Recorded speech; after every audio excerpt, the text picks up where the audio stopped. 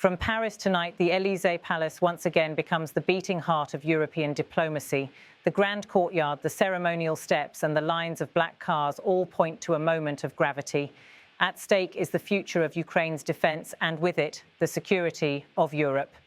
On this September 4th, 2025, the palace doors opened for what has been billed as a decisive meeting of the so-called coalition of volunteers.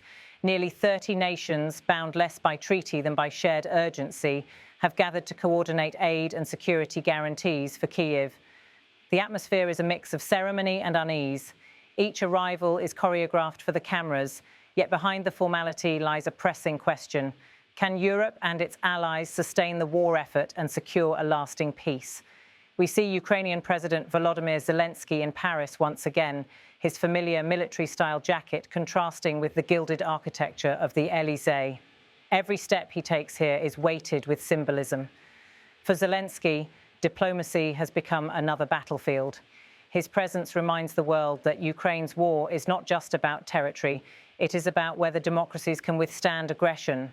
Not long after, the cameras turned to the arrival of Charles Kushner, the United States ambassador to France. His presence is more than a gesture of protocol.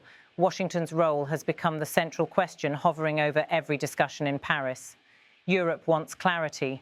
When the fighting subsides, when a ceasefire is finally in place, what role will the United States play?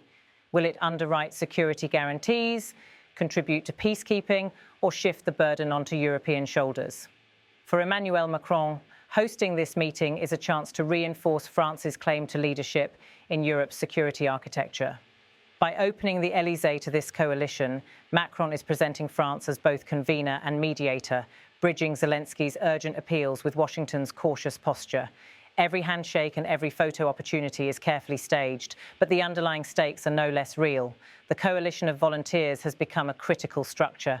Unlike NATO, it is not bound by treaties. Unlike the European Union, it has no bureaucratic machinery. Yet it is here, in gatherings like this, that Ukraine's survival is being decided.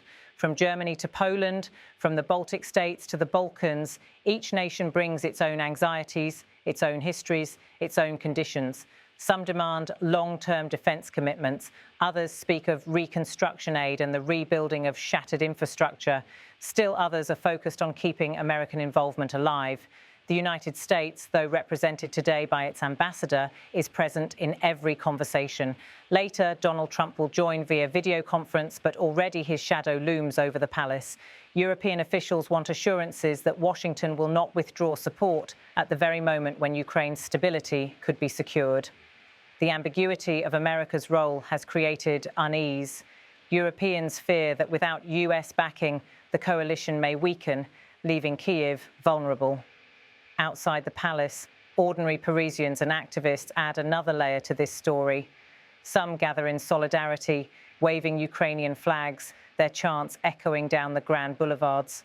Others call for immediate peace, weary of a war that has consumed headlines, drained economies, and reshaped global energy markets. Their presence is a reminder that while leaders talk strategy, ordinary citizens live with the consequences, rising costs, political divisions, and uncertainty about the future. Back inside the palace, the negotiations continue. Zelensky knows every hour counts. For him, the diplomatic front is as critical as the military one. He must convince allies not just to pledge words of support, but to provide tangible guarantees, defence systems, financial aid, and commitments that will endure beyond the news cycle. His challenge is formidable: how to keep the urgency alive when fatigue is spreading across Europe's capitals.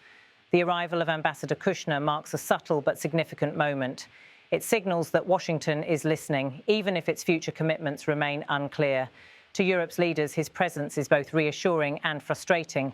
It is reassurance that America has not disappeared from the table, but it is also a reminder that the ultimate decisions lie elsewhere, and that Europe may one day be forced to shoulder more of the burden on its own. For Macron, the stakes are equally high. France has long sought to position itself as Europe's strategic anchor, independent yet allied, capable of leading when others hesitate. By hosting this gathering, Macron is projecting continuity. Europe will not falter, and Paris will not stand aside. Yet the reality is complex. Without Washington, European resolve may not be enough. As night falls, the palace lights blaze against the Parisian sky. Inside, the discussions stretch on. Each participant knows the decisions made here will ripple far beyond these walls. Ukraine's fate, Europe's credibility, and America's reliability are all being tested in real time. The images of Zelensky leaving and returning, the sight of Kushner stepping onto the palace grounds, the choreography of diplomacy, all of it tells a story larger than the frames captured by cameras. It is the story of a continent at a crossroads, of alliances under strain, and of a war that has forced the world to confront its deepest questions about security, sovereignty, and sacrifice. Tonight, the Élysée Palace is more than a building. It is a stage where history is being written. And as the doors close on the cameras, one truth remains. The choices made here in Paris will shape not only Ukraine's tomorrow, but the balance of power for years to come.